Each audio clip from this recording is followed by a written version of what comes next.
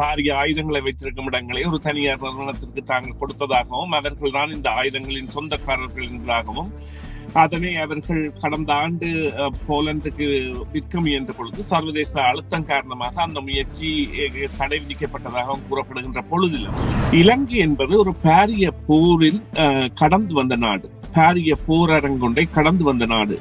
அங்கே பாவிக்கப்பட்ட ஆயுதங்கள் என்பன சாதாரண ஆயுதங்கள் அல்ல.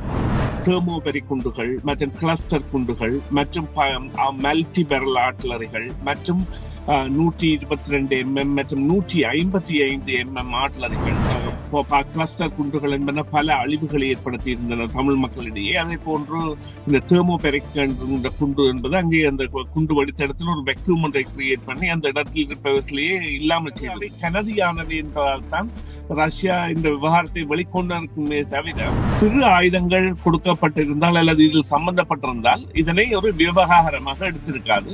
நிச்சயமாக கிளஸ்டர் குண்டுகளோ அல்லது அந்த தெர்மோபெரிக் குண்டுகளோ அல்லது ஏனைய பாரிய ஆயுதங்களோ இவ்வாறு சென்றிருக்க அல்லது அவசரமா கேஷ் தேவைன்னு வரும்போது அடுத்தவங்கள்ட்ட நாங்க கேட்கறதையும் விட எங்களுடைய நகையை அடகு வைக்கிறது வசதியானது. வட்டி அதிகமா இருக்குமோ இல்ல நகை பாதுகாப்பா இருக்குமோன்னு நீங்க நினைக்கலாம். அதுக்காகத்தான் நான் கேஷ் பாயிண்ட்ல அடகு வைக்க வந்திருக்கிறேன். மிக குறைந்த வட்டி, லாக்கர்ல வைக்கிற மாதிரி நகைய பாதுகாப்பா வச்சிருக்காங்க. இதை விட என்னங்க வேணும்? Cash Point, money transfer, currency exchange, check cashing, cash for gold, gold loans அனைத்துக்கும் Cash Point. செய்தியின் பின்னணியில் சமகால முக்கிய நிலவரம் தொடர்பாக பேச இருக்கின்றோம். ஆய்வாளர் சுரேஷ் தர்மா இணைந்திருக்கின்றார், அவரை சந்திக்கின்றோம். இலங்கையில் இருந்து வருகின்ற செய்திகளில் குறிப்பாக இலங்கையில் எஞ்சி இருக்கின்ற ஆயுத களஞ்சியங்களில் இருக்கின்ற வெடிபொருட்களை யுக்ரைனுக்கு ஏற்றுமதி செய்ய இருப்பதாக ஒரு தரகு நிறுவனத்தின் மூலமாக பேச்சுக்கள் இடம்பெற்றதாக தெரிவிக்கப்பட்டதை இப்பொழுது இலங்கை அரசு மறுத்திருக்கின்றது. இந்த செய்தியானது ரஷ்யாவின் மூலமாகத்தான் தெரிவிக்கப்பட்டிருக்கின்றது. இந்த விடயம் தொடர்பாக பேச இருக்கின்றோம். இனிய காலை வணக்கம் சுரேஷ். வணக்கம் ராம். வணக்கம் நேயர்களே. ஆமாம், இந்த விடயத்தை நீங்கள் எவ்வாறு பார்க்கின்றீர்கள்? ஏனென்றால் இலங்கை ஏற்கனவே இந்த போர்க்குற்ற விடயங்கள் தொடர்பாக பல்வேறு சிக்கல்களில் சிக்கியிருக்கின்ற ஒரு நாடு என்ற ரீதியில் இப்பொழுது வெளிப்படையாகவே அதனை இலங்கை அரசு மறுத்திருக்கின்ற செய்தி வெளிவந்திருக்கின்றது. ஆனாலும் ரஷ்ய தரப்பிலிருந்து இந்த செய்தி வெளியிடப்பட்டதற்கான காரணம் என்று நீங்கள் இதை பார்க்கின்றீர்கள்? நிச்சயமாக இது இப்பொழுது இலங்கை தங்களுடைய ஆயுத கிடங்குகளை, அதாவது அவர்களுடைய ஸ்டோரேஜ், பாரிய ஆயுதங்களை வைத்திருக்கும் இடங்களை ஒரு தனியார் நிறுவனத்திற்கு தாங்கள் கொடுத்ததாகவும் அவர்கள் தான் இந்த ஆயுதங்களின் சொந்தக்காரர்கள் என்பதாகவும் அதனை அவர்கள் கடந்த ஆண்டு போலந்துக்கு விற்க முயன்ற பொழுது சர்வதேச அழுத்தம் காரணமாக அந்த முயற்சி தடை விதிக்கப்பட்டதாக கூறப்படுகின்ற பொழுதிலும் ரஷ்யா இந்த விவகாரத்தை எடுத்ததற்கான காரணம் வேறு காரணங்கள் இருக்கலாம் ராம். குறிப்பாக இலங்கை என்பது ஒரு பாரிய போரில் கடந்து வந்த நாடு, பாரிய போரரங்கொண்டை கடந்து வந்த நாடு. அங்கே பாவிக்கப்பட்ட ஆயுதங்கள் என்பன சாதாரண ஆயுதங்கள் அல்ல. தெர்மோபெரி குண்டுகள் மற்றும் கிளஸ்டர் குண்டுகள் மற்றும் மல்டி பெரல் ஆர்டிலரிகள் மற்றும் 122 mm மற்றும் 155 mm ஆர்டிலரிகள், இவையெல்லாம் 20 கிலோமீட்டர் தூரத்திற்கு குண்டுகளை ஏவக்கூடிய பெரிய பாரமான குண்டுகளை ஏவக்கூடிய ஆர்டிலரிகள், இலக்கு தவறாமல் சென்று ஏவக்கூடிய நவீன ஆர்டிலரிகளை இந்த கடைசி யுத்த காலத்தில் இலங்கையானது கொள்வனவு செய்திருந்தது. மூன்றாம் போரின் பொழுது அது பல நவீன ஆயுதங்களை கொள்வனவு செய்திருந்தது. அவை உண்மையிலேயே மனித அழிவுகளுக்கான ஆயுதங்களாக பாவிக்கப்பட்டன. இப்பொழுது அந்த கிளஸ்டர் குண்டுகள் என்பன பல அழிவுகளை ஏற்படுத்தி இருந்தன தமிழ் மக்களிடையே. அதே போன்று இந்த தெர்மோபெரிக் குண்டு என்பது அங்கே அந்த குண்டு வெடித்த இடத்துல ஒரு வெக்யூம் ஒன்றை கிரியேட் பண்ணி அந்த இடத்தில் இருப்பவர்களையே இல்லாமல் செய்துவிடும். அவ்வாறான குண்டுகள், அதுவும் குறிப்பாக இந்த ஆனந்தபுரம் போன்ற இடங்களில் இடம்பெற்ற பெரிய சண்டைகள் எல்லாம் பாவிக்கப்பட்டிருப்பதை நாங்கள் அறிந்திருக்கின்றோம். இவ்வாறான கையிருப்புகளை இலங்கை என்ன செய்கின்றது என்பதுதான் இப்பொழுது மில்லியன் டாலர் கேள்வியாக இருக்கின்றது. என்றால் இப்பொழுது கூறுங்கள், இவ்வாறான குண்டுகள் இப்பொழுது கையிருப்பில் இருக்கின்ற குண்டுகள் என்று பார்க்கின்ற பொழுது எந்தெந்த நாடுகள் இந்த குண்டுகளை வழங்கியது என்ற விடயங்கள் கூட வெளியுலகுக்கு தெரிய வரக்கூடிய வாய்ப்புகள் இருக்கின்றனவல்ல? இவ்வாறான கையிருப்புகள் வேறு நாடுகளுக்கு பரிமாறப்படுகின்ற பொழுது உண்மையிலே இங்கே ஒரு விடயம், அந்த இறுதி போர்க்காலத்தில் கொள்வனவும் கொடுப்பனவும் என்பனவும் தாராளமாக இடம்பெற்றிருந்தன. அதற்கான காரணம் இந்த போரை முடிவுக்கு கொண்டு வர வேண்டும் என கங்கணம் கட்டி நின்றன. எனவே அவ்வாறு கங்கணம் கட்டி வேண்டப்பட்ட ஆயுதங்கள் பலவும் சீனா, பாகிஸ்தான் மற்றும் இஸ்ரேல் ஆனது முக்கிய பங்காளி. இவர்களுடைய பங்குடன் தென்னாப்பிரிக்கா உள்ளிட்ட மற்றும் சிம்பாவே உள்ளிட்ட பல இடங்களிலும் கொள்வனவுகள் இடம்பெற்றன. அதே போன்று இப்பொழுது அமெரிக்கா போன்றவை எல்லாம் இந்த சாதனங்களை கொடுத்திருக்கின்றன.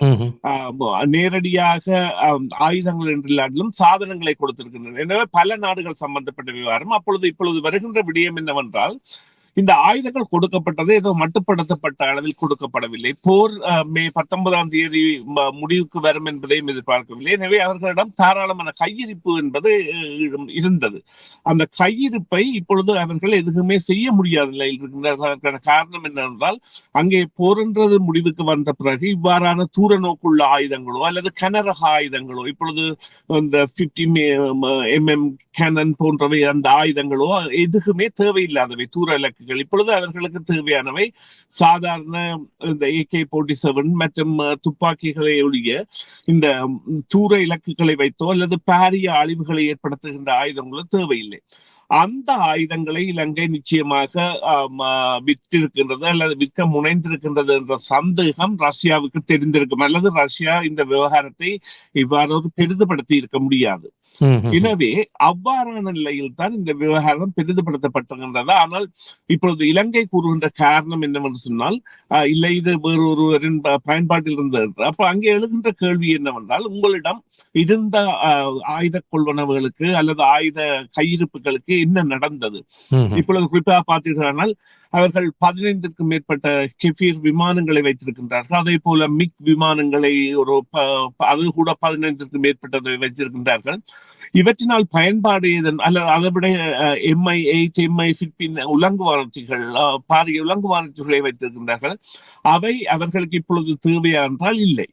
அவ்வாறானவற்றை அவர்கள் கொடுப்பதன் மூலம் போரரங்கில் நிச்சயமாக மாற்றத்தை ஏற்படுத்த முடியும் என்கின்ற காரணம், அல்லது அவை கனதியானவை என்பதால் தான் ரஷ்யா இந்த விவகாரத்தை வெளிக்கொண்டிருக்குமே தவிர, சாதாரணமாக ஏதோ துப்பாக்கி ரவைகளோ அல்லது இதர சிறு சிறு குண்டுகளோ அல்லது மோட்டார் குண்டுகளோ இருந்திருந்தால் ரஷ்யா இந்த விவகாரத்தை இவ்வாறு பெரிதுபடுத்தி இருக்க முடியாது. நாங்கள் ஏற்றுக்கொள்ள வேண்டிய விடயம் என்னவென்றால், இலங்கையிடம் இவ்வாறான பாரிய ஆயுத கையிருப்புகள் இருந்தன. அவற்றுக்கு என்ன நடந்தது, எவ்வாறு அவை எங்கு செல்கின்றன என்பது இந்த விவகாரத்தின் மூலம் சில வேளைகளில் ஒரு விசாரணைக்கு உட்படுத்தக்கூட முயலலாம். ஆனால் இப்பொழுது சம்பந்தப்பட்ட நாடுகளை பார்க்கின்ற பொழுது, சீனா, இந்தியா என்று பார்க்கின்ற பொழுது, ரஷ்யாவோடு நெருங்கி செயற்படக்கூடிய நாடுகளாக இந்த நாடுகள் இருக்கின்றன. அப்படி இருக்க ரஷ்யா இவ்வாறான ஒரு விடயத்தை தெரிவித்திருப்பதில் நட்பு நாடுகளுக்கு இடையிலான பிளவு ஏற்படக்கூடிய சந்தர்ப்பம் வராதா? நிச்சயமாக இல்லை. இவர்கள் கொடுத்த ஆயுதங்கள் என்பன இலங்கையில் இடம்பெற்ற யுத்தத்திற்காக கொடுக்கப்பட்டது. ரஷ்யா கூட கொடுத்திருந்தது. அதனை கூட நாங்கள் இங்கே மறதளிக்க முடியாது. உக்ரைன் பெரிய ஒரு தீவிர ஆயுத விநியோகஸ்தராக இருந்தார்கள். உக்ரைன் விமானிகள் கூட போர் இடங்களில் இருந்தார்கள். எனவே உக்ரைனின் பங்கோ ரஷ்யாவின் பங்கோ, இரண்டு நாடுகளின் பங்கோ இலங்கையில் இடம்பெற்ற இறுதிப் போரின் பொழுது குறைத்து மதிப்பிட முடியாதது. எனவே அவர்கள் அப்பொழுது கொடுத்த ஆயுதங்கள் என்பன மீளப்பெறுவதில்லை. இப்பொழுது கூறுங்கள், இப்பொழுது ஆட்லருக்கான குண்டுகள் என்பன ஒரு நாட்டுக்கு கொடுக்கப்பட்ட பிறகு அல்லது ஆட்லரி கொடுக்கப்பட்ட பொழுது அவை பாவனைக்கு உட்படுத்தப்பட்ட பொழுது பாவித்த பின் அவற்றை மீளப்பெறுவது என்பது எந்த நாடுகளுமே செய்யாத வேலை. அது ஒரு குண்டு செலுத்தி இருந்தால் என்ன, 100 குண்டு செலுத்தி இருந்தால் என்ன, அந்த புதிது என்கின்ற வரையறையில் இருந்து அது எடுபட்ட பிறகு அந்த ஆயுதத்திற்கான வலு என்பது அல்லது பெறுமதி என்பது குறைவாகத்தான் இருக்கும். அவர்கள் அவையெல்லாம் மீளப்பெற மாட்டார்கள். அவையெல்லாம் கையிருப்பில் இருந்தது என்றால் இலங்கையின் படைத்தொகை அப்படி இருந்தது. இலங்கையின் படைத்தொகை சுமார் 3 லட்சம் பேரை கொண்டதாகவும், இவ்வாறு அவர்களுடைய நீங்கள் இந்த சுதந்திர நிகழ்வுகளில் பார்த்தீர்களானால் அவர்களிடம் இருக்கின்ற இந்த ஆயுதங்கள் என்பன தேவையற்றவை. அதாவது இன்றைய காலகட்டத்தில் காட்சி பொருளாக வைக்கக்கூடிய ஆயுதங்களாக மட்டுமே இருந்தன.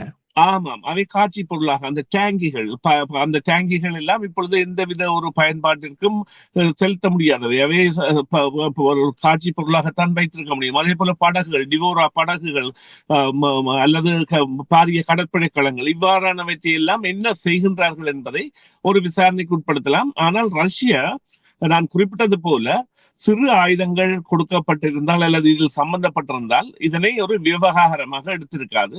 நிச்சயமாக கிளஸ்டர் குண்டுகளோ அல்லது அந்த தெர்மோபரிக் குண்டுகளோ அல்லது ஏனைய பாரிய ஆயுதங்களோ இவ்வாறு சென்றிருக்க அல்லது இந்த விடயத்தில் அதாவது விவாதிக்கப்பட்டதோ அல்லது அவர்கள் அதை விற்பதற்கான முயற்சிகளை எடுத்திருப்பார்கள் என்பதை அறிந்துதான் இவ்வாறு செய்திருக்கும். எனவே இது தடுக்கப்பட்ட ஒரு முயற்சியாகத்தான் நாங்கள் பார்க்க வேண்டும் என்றால் இது வெற்றியளிக்கவில்லை. ஆனால் இதனை ரஷ்யா வெளிக்கொணர்கிறது. ஆமாம், இந்த நேரத்தில் அதில் குறிப்பிடப்பட்ட மறுப்பு அறிக்கையில் காலாவதியான ஆயுதங்கள் என்ற ஒரு சொற்பிரயோகம் இருக்கிறது. ஆகவே காலாவதியான ஆயுதங்களை கொண்டு சென்று யுக்ரைனில் நடைமுறையில் இருக்கின்ற போருக்கு எவ்வாறு பயன்படுத்துவது என்ற கேள்வியும் எழுகின்றது அல்லவா?